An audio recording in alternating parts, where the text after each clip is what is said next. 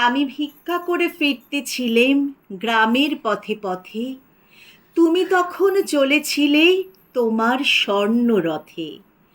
অপূর্ব এক স্বপ্ন সম লাগতেছিল চক্ষে মম। কি বিচিত্র শোভা তোমার, কি বিচিত্র সাজ!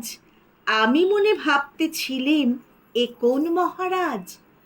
আজি শুভক্ষণে রাত পোহালো, ভেবেছিলেম তবে আজ আমারে দ্বারে দ্বারে ফিরতে নাহি হবে।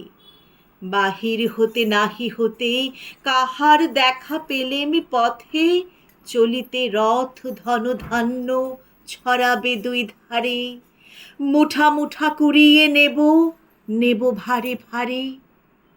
দেখি সহসা রথ থেমে গেল আমার কাছে এসে, আমার মুখ পানে চেয়ে নামলে তুমি হেসে।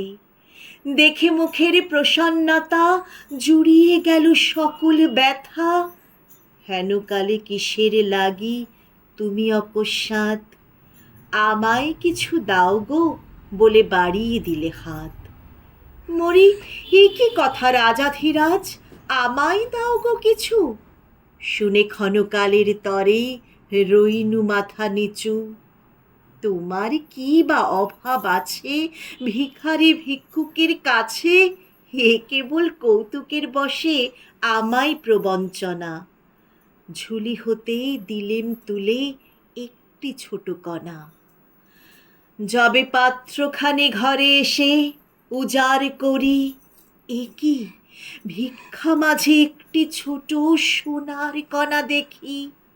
দিলেম যা রাজ ভিখারি রে, স্বর্ণ হয়ে এলো ফিরে। তখন কাঁদি চোখের জলে দুটি নয়ন ভরে। তোমায় কেন দিইনি আমার সকল শূন্য করে? ধন্যবাদ।